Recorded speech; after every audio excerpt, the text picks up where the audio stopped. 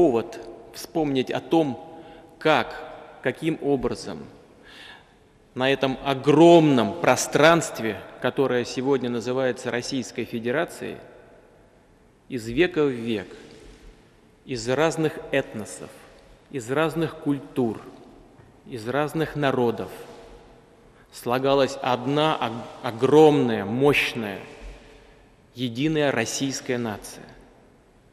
Такая многообразная и такая единая по духу.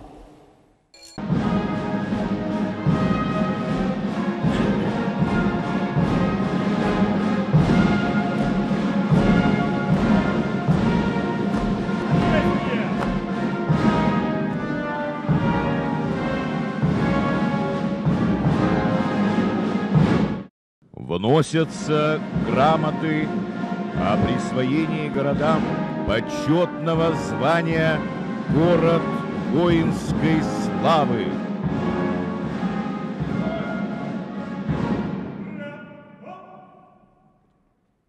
В 1612 году объединялись люди самых разных вероисповеданий и национальностей для того, чтобы спасти общую, единую родину – Россию.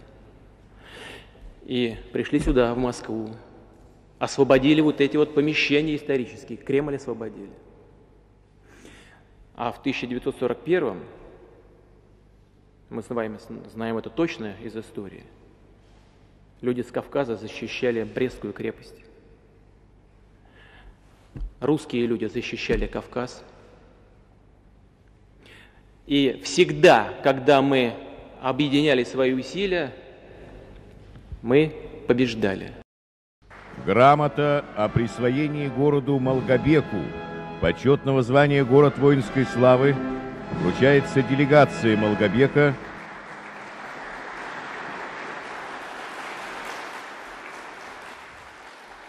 Выносится государственный флаг России, знамя победы и знамя вооруженных сил России.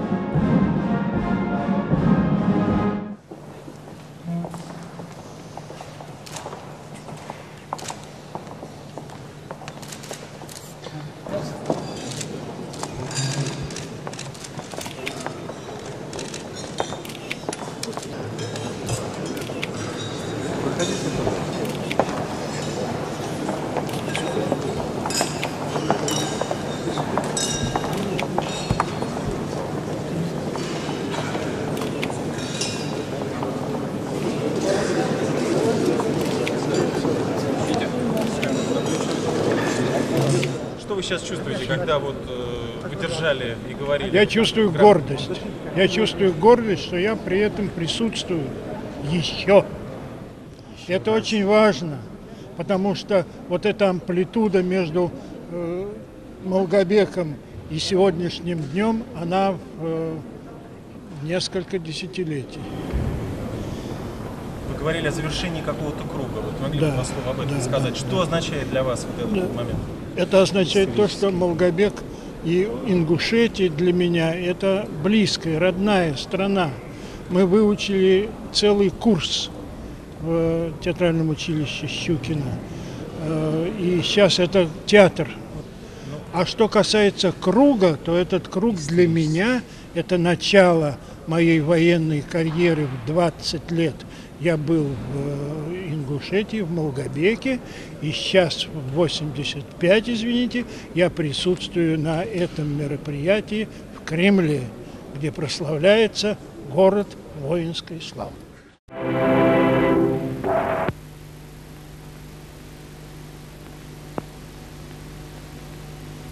В стране новый промысел Малгобек.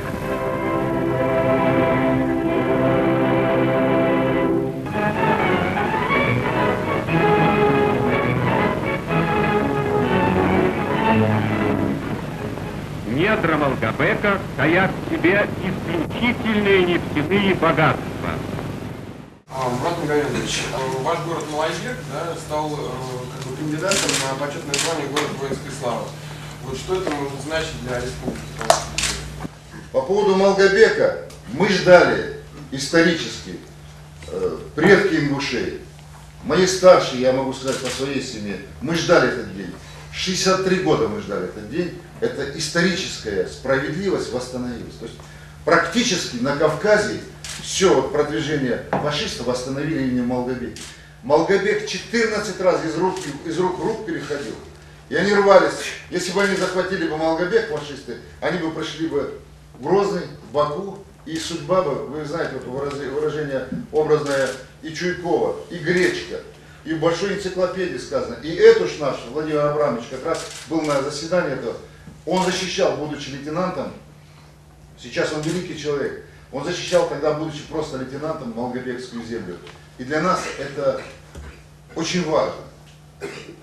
И не потому, что там дополнительные инвестиции будут, не потому, что мы там, просто мы, вот как самое святое, вот, оберегали места захоронения. 120 тысяч человек погибло, защищая Малгобек. Город защищало не только взрослое население. Подростки, учащиеся старших классов окрестных с Малгобеком сел Пседах, Инарки, Сагапши, других, помогали солдатам, приносили им в окопы еду, информацию о передвижении фашистских подразделений. В историю малгобекских сражений навечно вписан подвиг местного школьника Володи Мордвинова, который погиб при переходе линии фронта, когда пробирался в расположение наших войск с ценными сведениями. Баширу Мамилу в те памятные дни было 13 лет, но война не пощадила и его. Я на тракторе прицепщиком стал, пахать надо, сеять надо. Вот нас в бригаде, я был в Седавской бригаде, прицепщиком, тракторист Белтою был со мной. И на тракторной мине наскочил, и меня вот этого покалечили, а его убили сразу, он умер. Такое дело получилось у нас. Зязиков затеял разговор. Вот дай Бог ему здоровья. И внимание обратил Путин Владимир Владимирович. Значит, заслуживаете. Здесь лежали трупы людей. Я тебе честно даю слово, здесь невозможно было. Тут лежали, как трава почти, столько людей лежали. А победили все равно наши солдаты.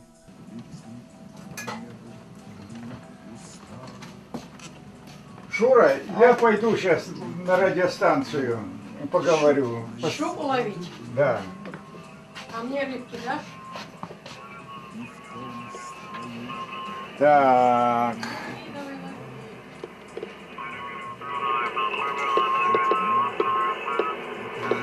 РК-6 Щука Васильянна, дробь Павел, Ульяна 3, Галина Щука. Дауд, вы еще на чистоте? У 3 Галина Щука, РК-6 Щука Васильянна, дробь Павел. О, Петр Васильевич, добрый день, дорогой. Здравствуйте, Петр Васильевич. Рада вас слышать, дружище. Сколько мы ждали вас, Петр Васильевич. Дай Бог вам здоровья. У 3 Галина Щука, я Роман Киловатт 6, Щука Василий Антон. Как ваше драгоценное здоровье, дорогой Петр Васильевич? Я нахожусь на Терском хребте. Со вчерашнего дня жду вас и не мог никак дождаться. Вот наконец-то дождался, Петр Васильевич. От имени своих друзей, товарищей, которые там бывали, я просто перед вами, как говорится, могу на колени встать и благодарить вас за такую память. Меня это очень растрогало. Вот такая память всегда я очень тяжело переживаю. И радуюсь, что есть еще люди, которые по славу, как говорится, нашей армии, вот я как бывший красноармеец, это просто, я рад, что есть такие люди. Низкий поклон вашему президенту и всему окружению, кто это дело возрождает и продолжает память памятную, как говорится, славу нашей Красной Армии. РК-6 Щукова Сильянна, дробь Павел, У3 Галина Щука на приеме. Уважаемые участники, протокол номер 1. Заседание счетной комиссии по определению результатов тайного голосования членов Российского организационного комитета Победы по рассмотрению ходатайств законодательных и представительных и высших исполнительных органов государственной власти субъектов Российской Федерации о присвоении почетного звания «Город воинской славы», представленных на рассмотрение 25-го заседания Российского организационного комитета Победы 18 сентября 2007 года. При вскрытии урн для тайного голосования голоса распределились следующим образом. Малгобек – 23.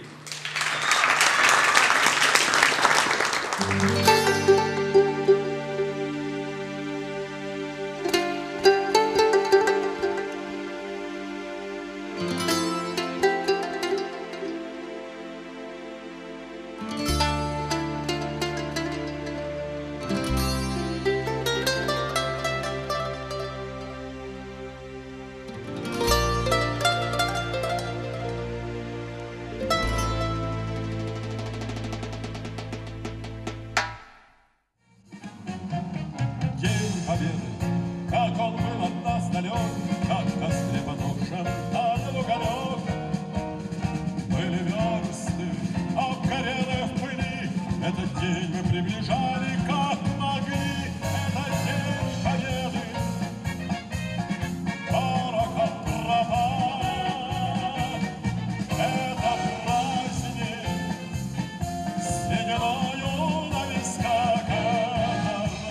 Он никогда не старался показать, что именно это он сделал, без рисовки, что это именно он сделал или там не он.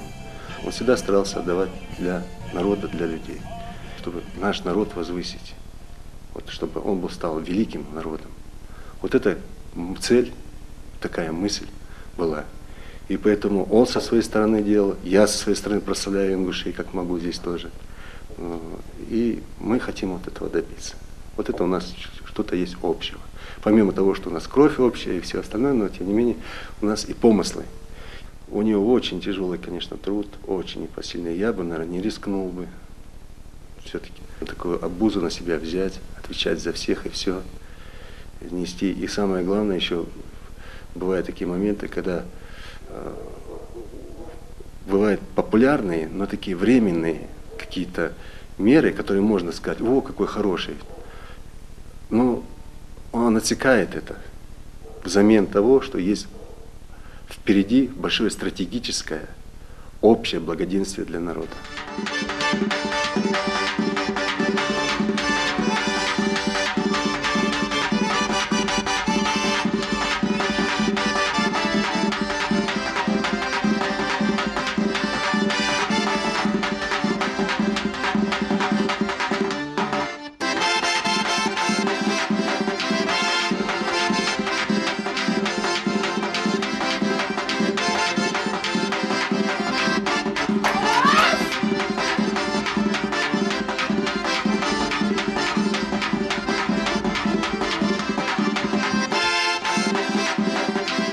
Танцуем одинаково и поем одинаково.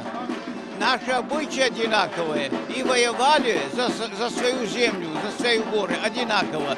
Вот результаты голосования показали. За наши города самое большое количество голосов отдали. Я рад за вас. Поздравляю вас. Теперь наши соседние города одинаково по статусу. Спасибо вам. Одним из первых городов воинской славы России стал город Малгобек.